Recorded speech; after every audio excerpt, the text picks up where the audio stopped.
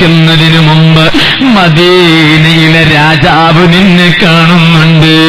ഉമ്മമാരെ, മഗ്രിബ് നിസ്കാരത്തിന് ശേഷം എന്ത് ചോദിച്ചാലും ഉത്തരം കിട്ടുന്ന ഇശാഇന്റെ മുമ്പുള്ള ബർക്കത്തുള്ള സമയം, ഖുർആൻ ഓതേണ്ട നേരം, യാസീൻ ഓതേണ്ട നേരം, തബാറക സൂറത്ത് പതിവാക്കേണ്ട നേരം, അതെല്ലാം അങ്ങ് മാറ്റിവെച്ച് സിനിമയുടെ മുന്നിലിരുന്ന്, സീരിയലിന്റെ മുന്നിൽ തപസ്സിരുന്ന് ഈ കണ്ണുകൊണ്ട് ഹബീബായ തങ്ങളെ കാണുന്നതിന് പകരം ഹറാമായ ദൃശ്യങ്ങളെ കാണല്ലേ ഉമ്മ, കാണല്ലേ സഹോദരീ.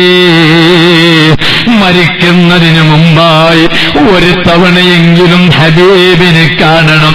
ചെറുപ്പക്കാരാ, റബീഉൽ അവ്വൽ 24 പിന്നിട്ടുവല്ലോ മോനെ. ഇനി വരാൻ പോകുന്നത് 25ന്റെ രാവാണ്.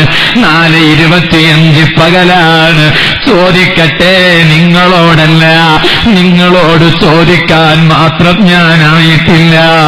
എന്റെ സ്വന്തം ശരീരത്തോട് ഞാൻ ചോദിക്കട്ടെ. എടോ നൗഫലേ, റബീഉൽ അവ്വൽ 24 പിന്നിട്ട് നിന്റെ നേതാവായ തങ്ങളുടെ പേരിൽ നിനക്കൊരു 50,000 സ്വലാത്ത് ചൊല്ലാൻ സാധിച്ചോ? ഒരു 25,000 സ്വലാത്ത് ചൊല്ലാൻ സാധിച്ചോ? കേൾക്കട്ടെ ഉമ്മമാരെ, നിങ്ങളുടെ നിലനിൽപ്പിന് വേണ്ടി പ്രഖ്യാപനം നടത്തിയ നേതാവല്ലേ. ഇന്ന് സ്ത്രീ സമൂഹത്തിന്റെ ശാക്തീകരണത്തിന് വേണ്ടി ശബ്ദമുന്നരിക്കുന്ന ഒരുപാട് സംഘടനാ നേതാക്കളുണ്ടാകാം, അനുയായികളുണ്ടാകാം, അതിനുവേണ്ടി പ്രവർത്തിക്കുന്ന സംഘടനകളുണ്ടാകാം. ഉമ്മമാരെ, അത് വേണ്ട എന്നല്ല, ആവശ്യത്തിന് വേണ്ടതു തന്നെയാണ്. അതേ സമയത്ത് ഒരു കാലം നിങ്ങൾക്കറിയുമോ? ഒരു പെണ്ണ് പ്രസവിക്കപ്പെട്ടു എന്നായാൽ അതേ മണ്ണിൽ കുഴിച്ചു മൂടുന്നൊരു കാലമുണ്ടായിരുന്നു. അന്ന് ഒരു സ്ത്രീ സമൂഹത്തിന്റെ മഹത്വം എന്താണെന്ന് സമൂഹത്തിന്റെ മുന്നിൽ കാണിച്ച മഹാനല്ലേ ഹബീബായ നബി സല്ലല്ലാഹു അലൈഹി വസല്ലം. അതുകൊണ്ട് നിങ്ങൾ ചെയ്യുന്ന തോന്നിവാസം മുഴുവൻ തങ്ങൾ കാണുന്നുണ്ട്.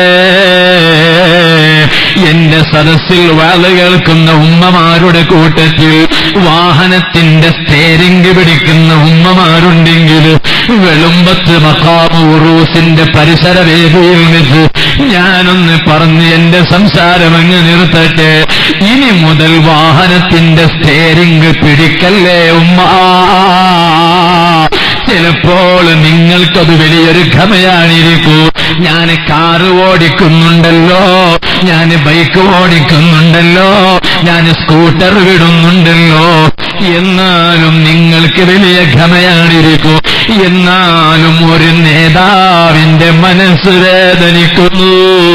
കണ്ണവം മങ്ങാടിയിലൂടെ, വെളുമ്പത്ത് പരിസരത്തിലൂടെ, കണ്ണൂർ സിറ്റിയിലൂടെ, കണ്ണൂർ ജില്ലയുടെ അതാ ചരിത്രമന്തിയുറങ്ങുന്ന കണ്ണൂരിന്റെ പാർശ്വഭാഗങ്ങളിലൂടെ പർദ്ദയണിഞ്ഞ് ഒരു ഉമ്മ വണ്ടിയോടിച്ചാൽ ഉമ്മ മദീനത്തെ റൗള ശരീഫിൽ കിടന്ന് ഹബീബായ തങ്ങൾ കരയുന്നു. ഉമ്മ,